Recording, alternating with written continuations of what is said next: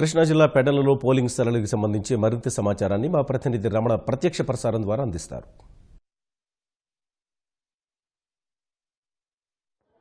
కృష్ణా జిల్లా పెడన నియోజకవర్గంలో ఉదయం నుంచి పోలింగ్ ప్రశాంతంగా జరుగుతోంది. ఉదయం 7 గంటలకు ప్రారంభమైనటువంటి పోలింగ్ ప్రక్రియ క్రమంగా గంట గంటకు పెరుగుతోంది. ఉదయం 7 గంటల నుంచి మధ్యాహ్నం 1 గంట వరకు పెద్ద ఎత్తున మహిళలు అలాగే పురుషులు పోలింగ్ స్టేషన్లకు తరలి వచ్చి ఓటు హక్కును వినియోగించుకున్నారు.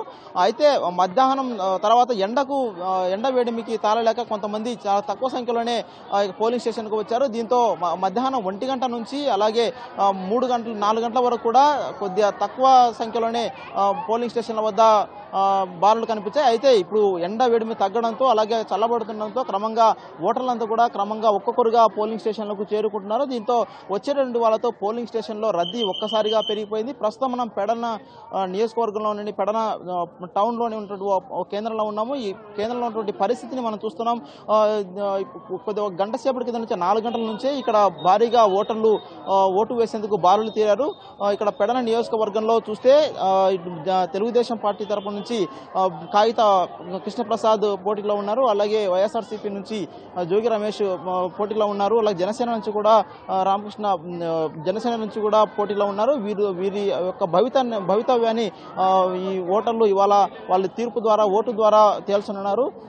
అయితే ఇవాళ ఉదయం నుంచి కూడా సాంకేతికంగా పెడన నియోజకవర్గంలో చూస్తే దాదాపు 20 చోట్ల సాంకేతికంగా ఈవీఎంలు పనిచేయలేదు. దీంతో పలు చోట్ల ఇబ్బందికర పరిస్థితి ఏర్పడింది. గంట సేపు అంటే 7 నుంచి 8 వరకు ఈ సాంకేతికంగా సమస్యను పరిష్కరించాల్సిన కారణంగా పోలింగ్ ఆలస్యమైంది. దీంతో కొన్ని చోట్ల ఎక్కువసేపు వేచి చూడలేక కొంతమంది వెనుతిరిగి వెళ్లారు. సాయంత్రం అయ్యేసరికి ఈవీఎంలన్నీ సరిగా పనిచేస్తుండటం వల్ల వీరందరూ కూడా తిరిగి ఓటు హక్కును వినియోగించుకునేందుకు ఇక్కడికి తిరిగి వచ్చారు. దీంతో వస్తున్నటువంటి వారికి ఎలాంటి ఇబ్బందులు కలగకుండా ఉండేందుకు కూడా అధికారులు చర్యలు తీసుకుంటున్నారు. పోలింగ్ స్టేషన్ల వద్ద ప్రత్యేకంగా షామియానాలు ఏర్పాటు చేసి ఎండ ఎక్కువ లేకుండా అలాగే వేడిగాలు తగలకుండా ఉండేందుకు షామియానాలు ఏర్పాటు చేశారు. అదేవిధంగా వచ్చేటువంటి ఓటర్లు కూడా మంచినీటి సదుపాయాన్ని కల్పించడం అలాగే ఇక్కడ ఓటర్ స్లిప్పులు కూడా ఇచ్చేందుకు గాను అంటే కొంతమంది ఏదైనా కారణాల వల్ల కనుక ఓటర్ స్లిప్పులుగా రాలేకపోతే వారికి ఇక్కడే పోలింగ్ స్టేషన్ పరిధిలోనే బిఎల్ఓను నియమించి వాళ్ళందరూ కూడా పోలింగ్ స్టేషన్లోనే స్లిప్పులు ఇచ్చేటువంటి అవకాశాన్ని కల్పించారు. అదేవిధంగా వచ్చిన వారందరూ కూడా తప్పనిసరిగా ఐడి ప్రూఫ్ తీసుకొని ఏదో ఒక ఐడి ప్రూఫ్ని తీసుకొని వారు ఓటు వేసే విధంగా వారు తగు సూచనలు కూడా ఇస్తున్నారు. అయితే మరి 2 గంటలు మాత్రమే పోలింగ్కు సమయం ఉంది.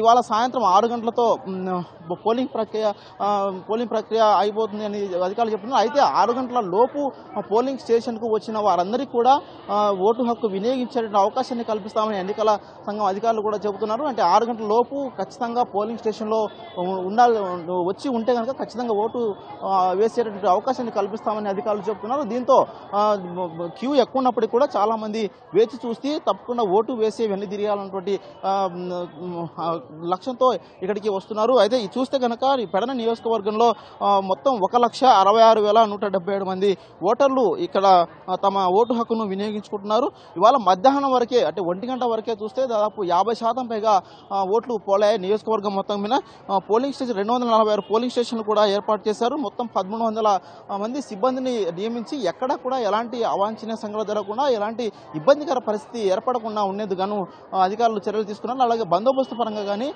ఎలాంటి ఇబ్బంది కలగకుండా పోలీసులు కూడా పటిష్టమైనటువంటి బందోబస్తు చర్యలు ఏర్పాటు చేశారు.